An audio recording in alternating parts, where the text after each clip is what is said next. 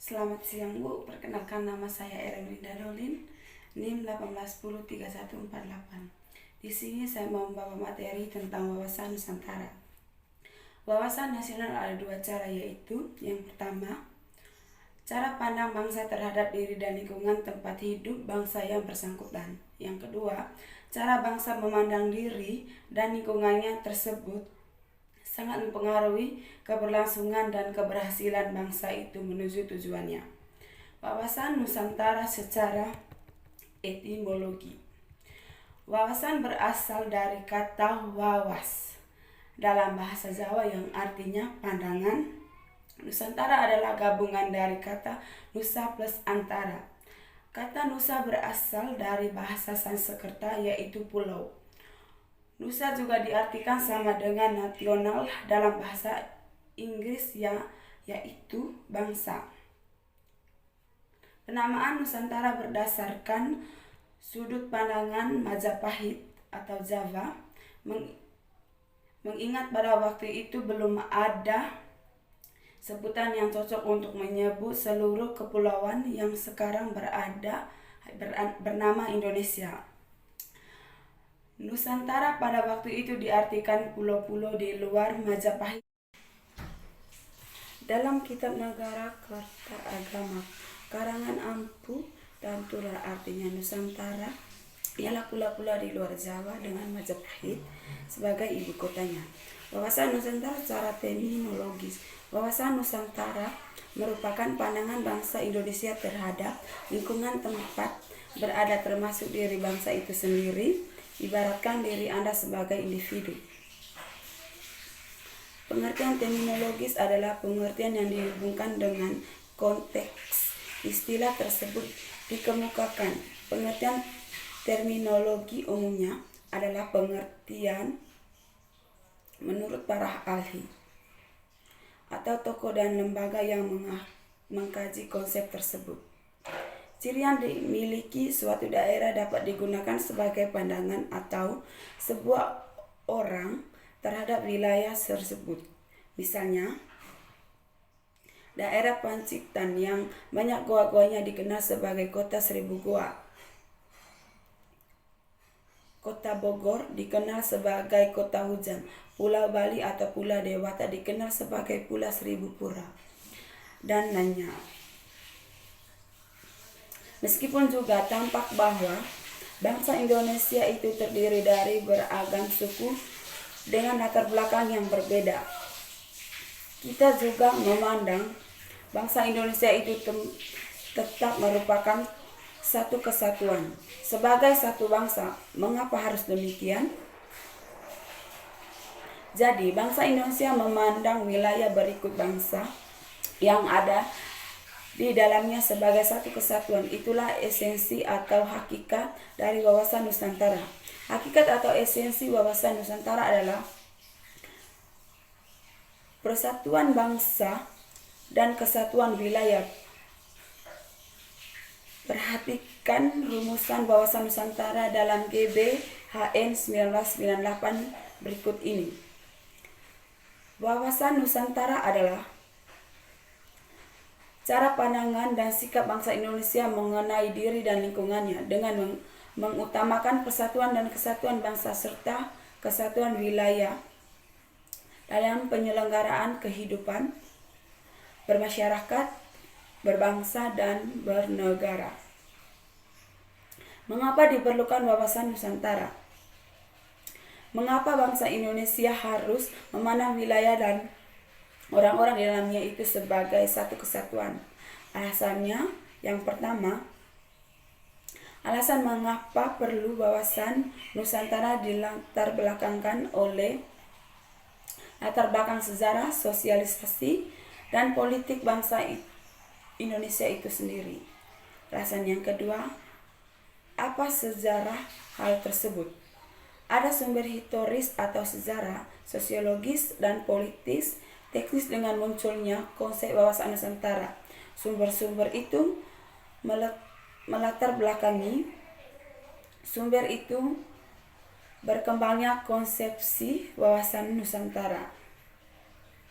Latar belakang historis. Latar belakang Konsep wawasan Nusantara berhubungan dari pandangan Menteri I.R.H.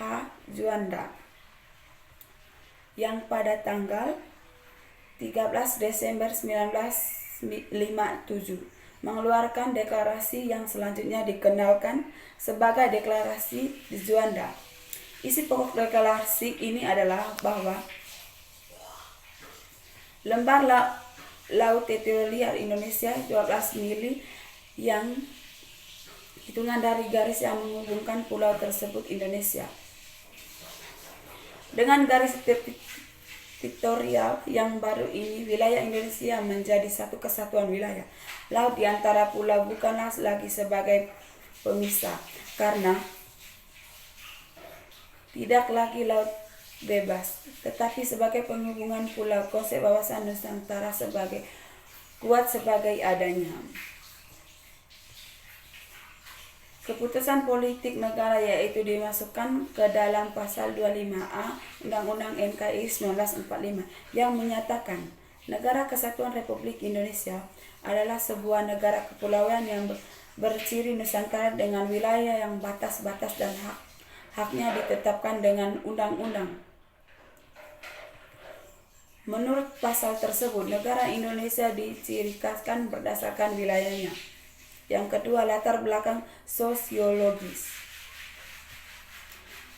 Namun, seiring tuntutan dan perkembangan, konsep wawasan Nusantara mencukupi pandangan akan kesatuan politik, ekonomi, sosial, budaya, dan pertahanan keamanan, termasuk persatuan sebagai satu bangsa.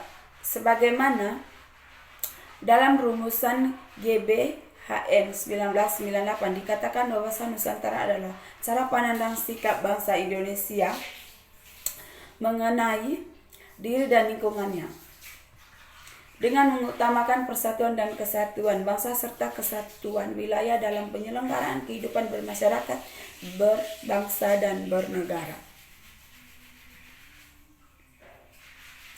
Ini berarti lahirnya konsep wawasan Nusantara juga dilatar belakangi oleh kondisi sosialisasi masyarakat Indonesia. Berdasarkan pada kondisi sosialisasi budaya bermasyarakat Indonesia, wawasan Nusantara yang pada akhirnya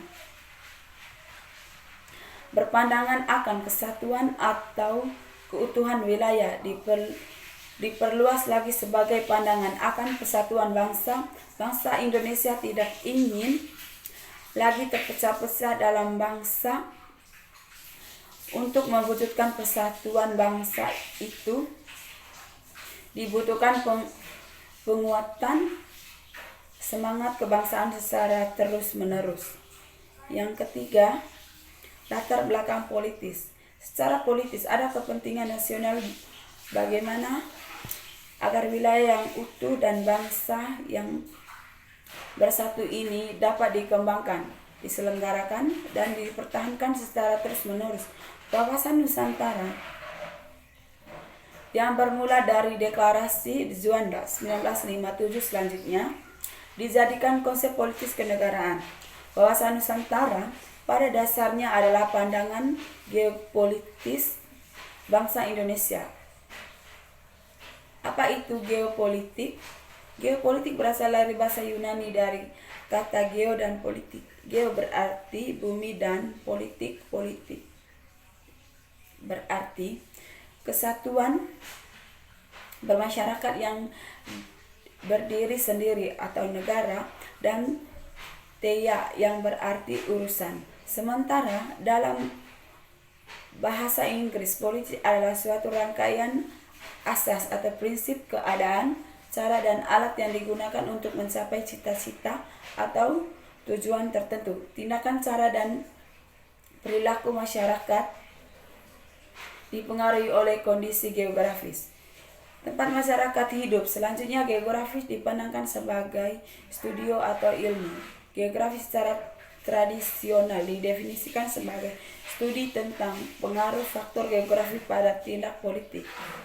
Geografi dimakna sebagai ilmu penyelenggaraan negara yang setiap kebijakannya dikaitkan dengan masalah-masalah geografis, wilayah atau tempat tinggal suatu bangsa. Geopolitik adalah ilmu yang mempelajari hubungan antara faktor-faktor geografis, strategi dan politik suatu negara. Terima kasih, Bu.